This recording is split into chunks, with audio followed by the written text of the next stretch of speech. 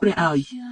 សំបីតែស្នាមជ្រួញលើស្បែកក៏ធ្វើបានដូចពិតយ៉ាងនេះដែររោមភ្នែកនេះវែងហើយងើទៀតសំបីតែរោមភ្នែកក៏ស្អាតជាងរបស់ខ្ញុំដែរលោកម្ចាស់ខ្ញុំសូមអភ័យទោសហើយចេញមកហូឈាមហើយមែនទេនិយាយលេងមែនទេដឹងខ្ញុំបែរជាត្រូវរូបសំណាកថ្មមួយធ្វើឲ្យដាច់ត្រឡប់ស្បែកមាត់ទៅវិញភ្នែកស្រវាំងឬក៏មកពីខ្ញុំធ្វើរឿងមិនល្អទើបមានអារម្មណ៍ភ័ន្តច្រឡំបែបនេះមានរឿងអ្វីកើតឡើងនឹងព្រឹងជួយដីមែនទេគុណភាពរូបសំណាកថ្មនេះអន់ខ្លាំងពេកហើយគ្រាន់តែថើបមួយខ្សឺតសោះបែរជារំដេកទៅវិញធ្វើមកខ្លាំងណាស់ទីនេះគឺជាកន្លែងណា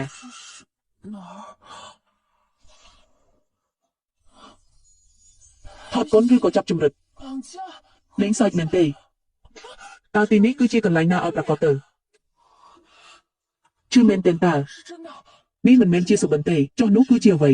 ជាគម្រោងកម្មវិធីកំសាន្តបែបបទពិសោធន៍ថ្មីស្រឡាងមែនទេឬក៏ជាក្រុមការងារកម្មវិធីបញ្ឆោតមនុស្សណាដែលចំណាយទុនផលិតធំបែបនេះហ៊ានចាប់ជំរិតមនុស្សធម្មតាផ្ទាល់តែម្ដង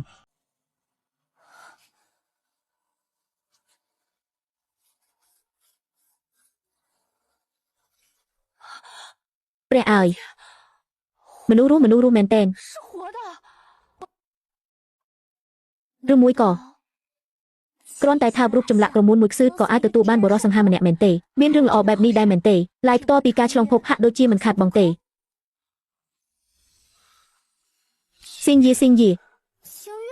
អ្នកហៅខ្ញុំមែនទេមិនត្រឹមត្រូវទេខ្ញុំឈ្មោះជីវលឺណាបងប្រុសអ្នកប្រហែលជាច្រឡំមនុស្សហើយបរិសង្ហាតើអ្នកគឺជាអ្នកណានិយាយពាក្យពេចន៍ខុសហើយខ្ញុំមិនមែនជាស៊ីងយីរបស់អ្នកទេតើអ្នករាល់គ្នាកំពុងតែតកុនមែនទេក្រុមការងារខំប្រឹងខ្លាំងពេកហើយដឹងដល់ថ្នាក់រកអ្នកជំងឺពិតប្រាកដមកសម្ដែងទៀតចុះកាមេរ៉ាលាក់ទុកនៅឯណាទៅនៅលើថ្នាំផ្ទះឬក៏នៅក្នុងថូដុតធូបនោះនៅលើនោះតើមានអ្វីមួយមែនទេមានខ្មាន់កំបិតគុំអីបងប្រុសគុំឆៅឆៅអីនេះគឺជាការយល់ច្រឡំទេខ្ញុំមិនមែនជាខ្មាន់កំបិតទេបិទមាត់ទៅចាំបន្តិចសិន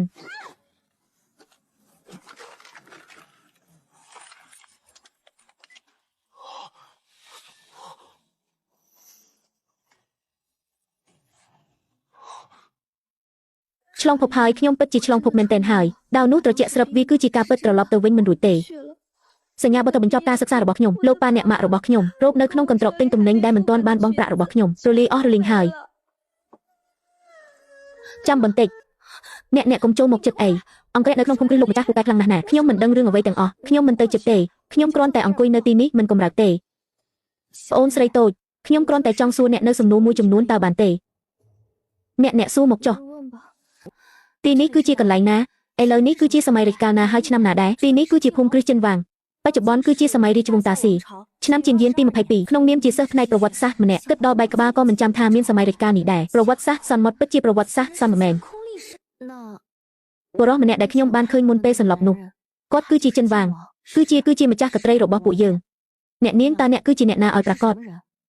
ហេតុអ្វីបានជាស្រាប់តែលេចមុខនៅក្នុងបន្ទប់ដេករបស់លោកម្ចាស់ថែមទាំងនាំមកនៅរបស់ចម្លែកជាច្រើនបែបនេះទៀតខ្ញុំវង្វេងផ្លូវខ្ញុំក៏មិនដឹងថាមានរឿងអ្វីកើតឡើង